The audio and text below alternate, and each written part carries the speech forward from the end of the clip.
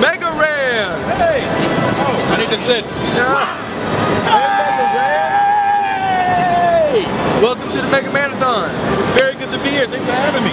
We're playing X4 right now, right? Yes, awesome. Sir. Nice. We've been playing a lot of stuff. We're raising money for Child's Play. And we want to make everyone go to see Megaman.com, right? Yes. Download all the great songs. You're working on something right now with Sega though, right? I am. For later on this year, we're going to do an album. Myself and Kay Murdoch with Sega called Project Dream Master. It's going to be really awesome. So we're collecting all the ideas, and it's going to be a great Sega tribute, much like Forever Famicom and Mega Mans and Mega Man 9s and 10s. You know, we want to just, you know, show some love to the games that made us who we are. Yeah. And, you know, like Mega Mans, you know, and just continue to do that and do it in a tasteful, positive way that will appeal to both hip-hop fans, music fans, and gamers, you know. Awesome. Do you have a fixation with blue characters? What makes you say that? Mega Man, Sonic. Yeah, okay. Good point. Blue is my color. I've always liked blue. Yeah, and then they're doing a Mega Man Sonic comic book. I know, so it's like perfect, right? It makes sense now, you know, it's weird. But yeah, blue's my color, so maybe that's, I don't know, that could have been a subconscious decision. I didn't realize that. But it's all about blue, I guess. Blue Bomber and blue Blur and all that stuff. I'm sure you get this question a lot, but what got you started about rapping about video games?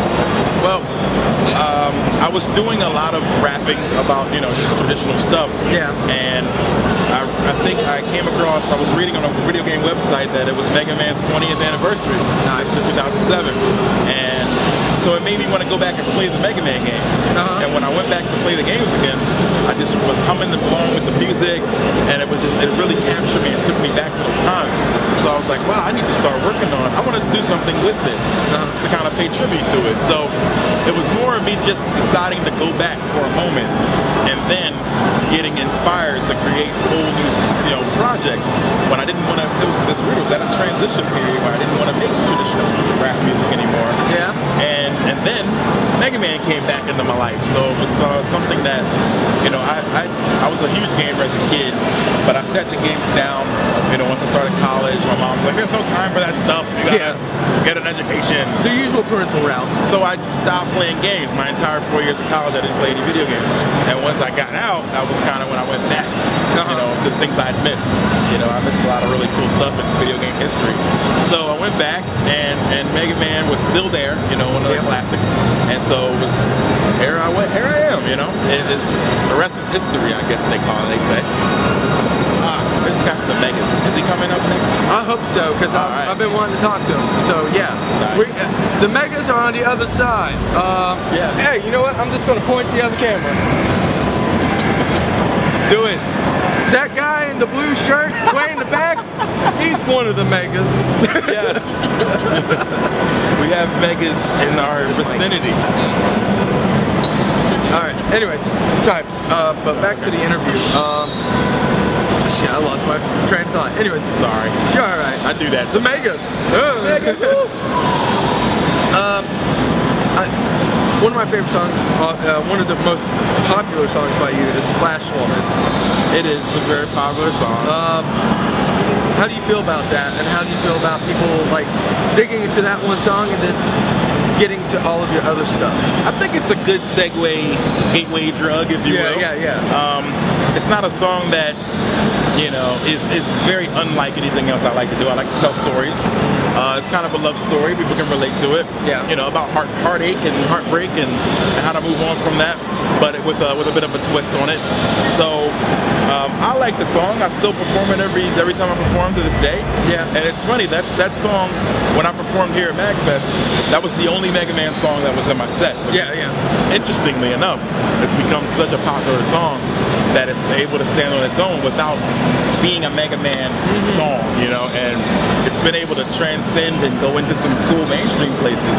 It's on an episode of Portlandia. It was on a wrestling promo. It was on like a 2020 special, like, so it's been in mainstream America a lot, which is pretty awesome for a video game backed track. So I'm very proud of it. I got to shout out Shamik, who actually put that track together. Incredible producer out of Philadelphia.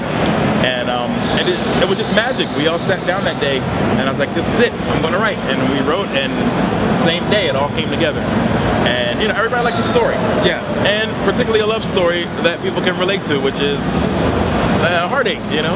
And it's a nice touch for Mega Man especially, because there's no real female emotions in that game at all. He has no love interest in that game. So it's really like a really great perspective that no one has ever really touched on. Absolutely, because there's never been a chance to touch on it. So once I saw that there would be a female boss character, I knew that I was definitely going to use that into a song somewhere. I didn't think it would become the, you know, defining Mega Man song, but I guess it did, and I'm really happy that the fans gravitated towards it. They still ask for it, they still play it a lot. Pandora, a lot of people play it, and that's like their gateway to me is that song, and I'm happy because it's a song that I love. You know? So therefore, if it was a song I hated, it would be very awkward, you know, having to perform it the rest of my life. But that's kind of, I was worried about. It's like, is that like, I hear a lot of people, like big name stars, they're like, I wrote this hit, I hate this song. It's like my least favorite song I have, but it's, you know, I have to sing it.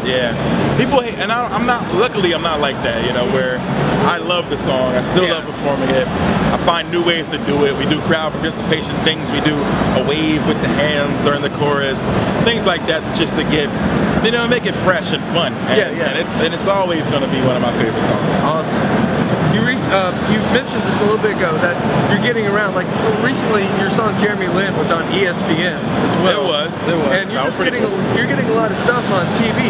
Do you know, are people just finding you and contacting you, or they're just saying, screw it, I'm going to put it on? No, they contacted me. I got an email from ESPN, I had an email from like ABC, NBC, all these people asking for permission to play the song. And I was like, well, sure. I mean, it's just a song about Jeremy Lin. But yeah, I mean, it's like fun all the time now. You know, it was one of those weird things. Like, it started popping up, and people would call me like, I just heard you on NBA on ABC or something, and I'm like, what? You know, so it's pretty unbelievable that happened, and that was awesome. Yeah, it's great. You know, for an independent guy to get those kind of cool things to happen, it's great. And I thought the Jeremy Lin story was just so inspiring. You know, for a guy who had been overlooked a lot of his life, to finally get one chance, and when you get that moment to just shine in the best way possible on the biggest stage there is. And I feel like a lot of us can relate to that, you know, where we're underdogs, we're just regular people who work regular jobs and work hard at what we do, and waiting for that one moment where somebody will listen to us that has some sort of, you know, pull or connection or power that can help us get out of our situation. And when that moment comes, just making the most of it. So it's a great lesson for everybody, just to make the most of your moments. And that's the Jeremy Lin story. Now he's a millionaire. That went from sleeping on his couch to, that was a great story. That was like the story of the year last year in sports. Because it was such a feel-good story, and it got people into the NBA again. And after the lockout, they had a lot of PR failures that went down. They needed that real bad. They really needed it, and so it worked out. And you know, Jeremy Lin went from sleeping on a couch to now, you know, making millions.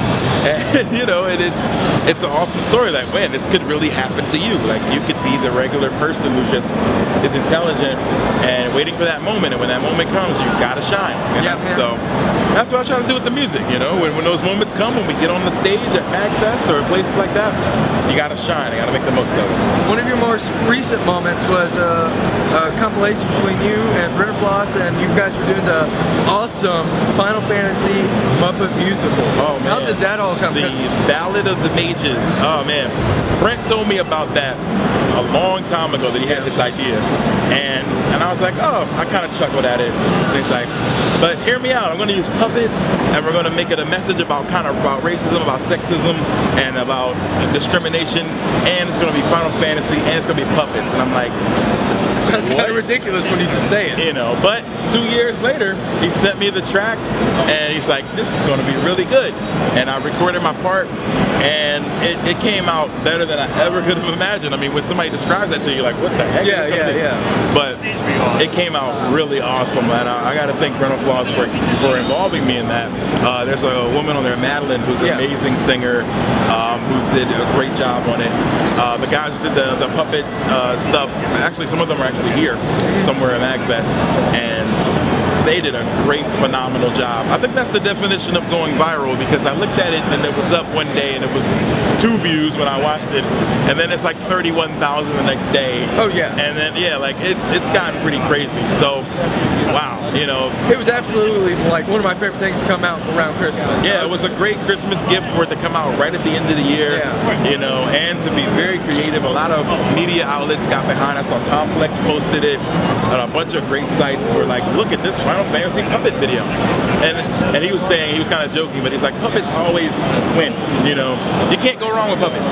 So I think my next video is going to involve puppets somewhere. Hey man, it's obviously working. So you know, do it if it's working, right? Yeah, you got to do what's working. All right, man. Well, I really appreciate you coming on, guys.